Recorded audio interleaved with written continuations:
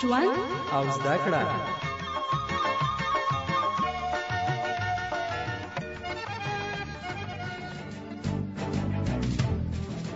د آبادۍ غږ. د آبادۍ غږ خپرونې درنو اوریدونکو سلامونه. هغه ښځې چې اقتصادي وضعیت یې خراب دی کومې ستونزې لري؟ داسې ورځ چې چای ډوډۍ ده، داسې ورځ ده چې وږې څملم مسیانو سره. خو دا ډول میرمنې پوڅکۍ یا مرخیړي څنګه کرلای شي او ګټه یې څه ده؟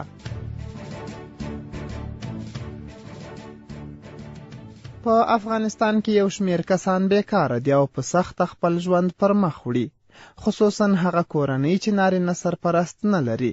اقتصادي مشکلات یې تر نورو لا ډیر دي. دوی د جامو، خوراک، تداوی او د ژوند د نورو اړتیاو د پوره کولو لپاره پیسې نه لري او یا په سختۍ دومره پیدا کوي چې ژوند وکړي. دغه چې یو 15 روپۍ پیدا کوم، همدغه لږ زغال اخلم، همغه تازه کوم، زوی مې مړ شه، شال و. الله ته معلوم ده چې مشکلات مې ډیر ده. 3 مسیان، یو هلک د 2 جناکیان دي، 2 لورګانې مې دي. کار نه کوم، اقتصاد مې ډیر ضعیف ده، خو زه سواد نه لرم، کسب کار نه ده چې زه کار وکوم، د کار زور نه لرم. زه 10 کاله کېږي چې کونډه یم. په دې کې وخت پاکستان کې وم، له پاکستانه بیا راغلم، تاوان مې نه درلوده. داسې ورځ چې چای ډوډۍ ده، داسې ورځ ده چې وږې څملم مسیانو سره.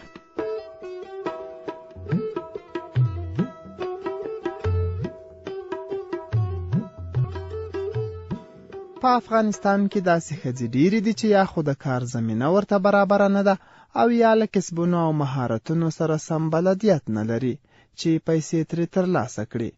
ځکه خو نورو ته اړ دي چې لاسنیوی یې وکړي، مګر ځینې ښځې نه غواړي چې لاس یې نورو ته اوږد شي.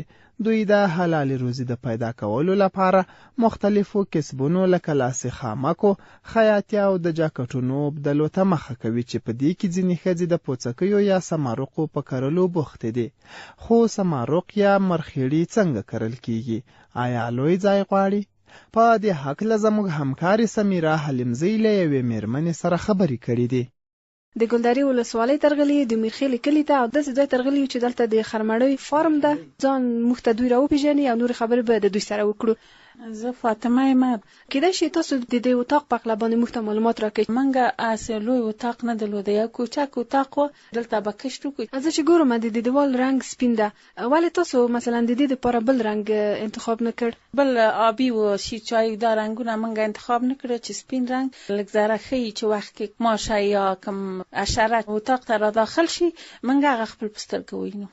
چونه چې دا میکروب نه پرېږدي چې داخل شي، میکروب مړ کوي. دا قف ورته ولې سمټ کړی ده؟ دا قف منګه ورته سمټ کړی دی چې منګه دا اتاق یو رزبات اتاق پرینځو په دې ټول باندې پاکو. قف کې که سمټ نه شي چې میکروبونه را داخل شي. ګورم چې چت کې مم ټوټه نیولې ده، دام په څه خاطر باندې نیولې؟ دغه خاطر نیولې چې خاورې یا میکروب خلطو باندې راتوي نشي د چت نه.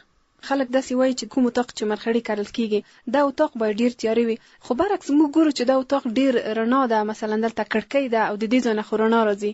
دا پرده چې وینې لاتایي پرده ده، تیار کوي. داسې چې پرده کته کوو بیا زیات تیار کیږي، تا دونه تیار کیږي چې خپل لار هم نه ویني. دا اتاق تاسو په څه شي باندې تودوي؟ دا خو ډیر مثلا یخ هم ده. داخل نام د ورسې نام د دروازې نام پردې کلکو چې بل ته هوا نه داخليږي. بیا منګه دلته د غاز بخاري ده، د ورځې 20 دقیقې منګه ورته روښانه کوو، د اتاق هوا تودای بیا برته ګل کوو. کوم کارونه په لمړی سر کې تاسو کوئ د کښت لپاره؟ منګه د ماشيني واخه چې تریشال باندې ماشين کوي غنم، منګه دغه غنمونه واخه ورته اخلو په والی په بو کې انځو، بیا په کراچیګان کې اچو، برته اغازای کې چې ورته وب جوشو، اغازای ته راوړو. یو لوی دیګي کې ورته وب جوشو چې خو وب زیات جوشي، په جوش وب کې ورچو څو ملاقه چې وب کې واخه جوشي، بیا برته په چلاو صاف باندې لکه د وریجې چې صافه او برته راو سو په چلاو صاف کې اچو، بل ظرف ورته ګدو چې غټ ظرفي چې پکې ځای شي. وخت چې یخ ساړه شول بیا خپل پلاسو باندې په پلاستیکو کې واخه اچو. یوالې واخه جوشوي منګه واخه ورته جوشوو چې واخو کې خو خاورې دي نور کثافت یو نیم شي کېږي چې په ما پټوي کې چې تریشل کېږي تیږي جغالي منګه د اوبو د سر نه په واخه اخلو بیا وخت کوم میکروب کې پات شي واخو کې بیا چې هغه جوشوو هغه میکروب اما جوشول سره میکروب ورکېږي. د پلاستیک باید څه رقم وي او اندازه څوره وي؟ اندازه ډیره یو ملي قدر نازک پلاستیک دی بیا هغه پلاستیکونه اول اخلو امغه کې بیا څلور ګوتې واخه چو بیا یو موټی مشروم نه لګ زره نږدې د پلاستیک ډډه ته چو چې واخو کې پټ شي د اخره پورې بیا بل تار باندې کلک سر تړو بیا راوړو امغه کوټم چورته جوړه کړی د تار کې ویزانو دا تارکونه مرتب د ټول باندې او بو باندې ومنځل بیا د امراوړل په د چت کې بند کړل 60 سانتي مسافه لري اول مرتب تارونه ویزانه کړ بیا خوانم چلته د سمارغ جوړ کړل خالتو کې د امراوړل دلته بند کړل مسافه ورته په دې کې چې دا خپل سمارغ چغټیږي او په بل لاته د سلګيږي بیا ولېږي په ځمکه باندې کله چې مسافه ار یو ځان ته لري کوم تاوان رسي ورته کله چې تاسو د خرمړې خلطې په چت کې او ځان لیکلې نو د تاسو لومړی کار بدلته څه شي وي؟ خلطې چې باندې کړل بیا مرته پردې باندې کړې او طاقم مرته تیار ک زیات او طاقم خورته پاک صفا پریولای او هغه د سبا بیا مرته ورته وب په بمبا کې دا پاشي کې په درسته باندې پاکي وب او پاشي کړل. څومره وخت بعد تاسو د دې حاصل اخلي او د حاصل راځي؟ لاس راځي بعد سمارق شنه شول بیا وخت چې بل تیر شو منګای اصل ټول کا منګای اصل واخسته اولی علامه ده چې اوله پوپانه کوي خې لګ زره بیا بل د پوپانه کې لګ زره سر جګای د قورګه کېږي واړه بیا منګه پویګو چې دا نږدې دی چې اوس دا راشنه شي بیا منګه په یو پاک چاقو باندې یا په یو ورمنۍ کوکا باندې لګ پلاستیکو سر سورای کوي د پلاستیکو سر بیا منګه خپل راشنه کېږي بیا لګ زره وبو وخو پرې باندې او چې وخله او راس پورس خپل غټیږي پویږي چې دغه دی اوسم اصل رسیدلای دی. دغه څخه ورسته بیا کوم کارونه تاسو کوی؟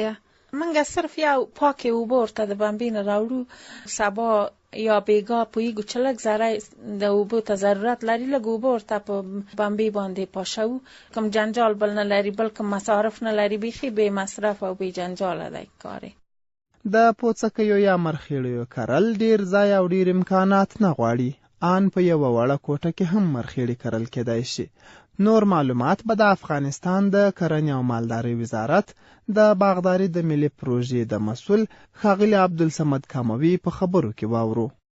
د دې لپاره یو خونه پکاريږي د خونې هوا باید په ژمي کې نسبتاً ګرمه وساتل شي په وړي کې به نسبتاً یخه وساتل شي تاکاو ډیر بهتر دی او که تاکاو نه نو به خامه کوټه چې د دې لپاره بهتره ده پاره کې رطوبت ډیر وي که په درې په سلور وتاق کې مثلا یو په یو کې یو کړکین وي نو بهتره ده دیوالونه که په روغني رنگ باندې رنگ شي چې هغه په ټوټه باندې پاکيږي نو بهتره خبره او بعد دا غینه یو دغه د غنمو بوس چې ورته مونږ وایو دا چې ډیر لوړم نه او ډیر زیات میدم نه دا چې دوړي خاور ډیر ونه لري د وبو یو بلر پکاري اور ورته پکاري چې دا بوس په دې وبو کې جوش شي او شفاف پلاستیکونه چې تقریبا یو منیز پلاستیکونه د تعقیم شو بوسونه بیا د سې ډکیږي چې خلا په دې کې باید پاتې نشي تقریبا د 10 سانتي په اندازه ځای په کې خالی پاتې کیږي نور مکمل پلاستیک د بوسونه ډکیږي په دې وسط کې یو ځل د سپام یا تخم چې دی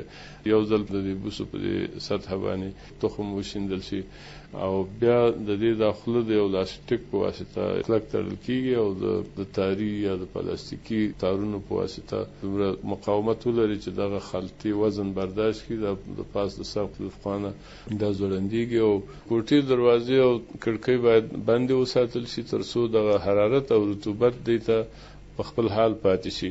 15 ورځ دا بیا د یو تعقیم شوی فل چې د دې په واسطه باندې د ضرب د علامې غوندي او چلیپاګانې وکي ترڅو د سمرق د تخمونو لپاره لارې پیدا شي دا بیرون ته راووځي.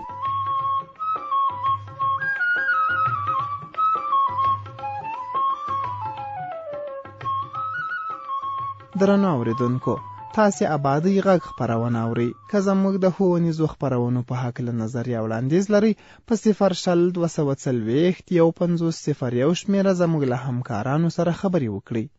دغه خپرونه د پوڅکیو د کرلو په اړه ده. تر دې ځایه مو واورېدل چې پوڅکۍ په یوه خونه یا زیرزمیني کې کرل کیږي او ډیرو وسایلو او مصرف ته ضرورت نه لري. خو ګټه یې څه ده؟ ډیره مفیده ګټه لري دا د سمارقو کشت، په دې چې کم مصرف زیات نه لري، زیات سرګردانی نه لري، خو یا اوبه په کار دي. منګه چې دونه یو وړکی اتاق دی، غټ لوی اتاق هم نه دی، ډیر ښه کشت منګه په لاس اخیستی دی. دینه 2000 روپۍ ترېنه حاصلات اخیستی دی چې بازار ته وړي دي. ګرام 50 روپۍ خرڅو، کیلو موږ ته په 500 افغانۍ ولیږي. غیر چې توفه هم خلکو ته ورکړي، غیر چې 6 کیلو موږ خپله کور ته مصرف کړي دي.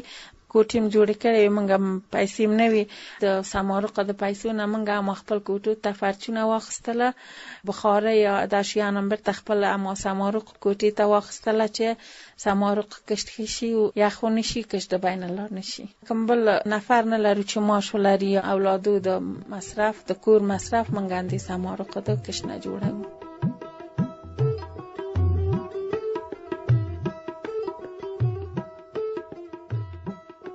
په نړۍ کې تر اوسه د پوڅکیو 400 ډوله پیژندل شوي، مګر په افغانستان کې یو څو ډوله کرل کیږي او اوس کوشش کیږي چې نور ډولونه یې هم رواج شي. په دې برخه کې میرمنې ډېرې توانېدلې چې د کور په یو ګوښه ځای، خونه یا تاکاوي کې یې وکري. دغو ښځو وویل چې د پوڅکیو د کښت لپاره د چپر سپینه پروړه پکار ده. د پوڅکیو تخم په یو منۍ خلطه کې ورسره ګډیږي او 10 یا 12 ورځې وروسته په حاصل راځي او 15 واره حاصل ورکولی شي. هغو کسانو چې پوڅکۍ کرلې وې هم یې په خپله خوړې او هم یې په یو وار مصرف لوښو کې پاکټ کولې او په بازار کې کیلو له 200 تر 1500 افغانیو پورې خرڅولې.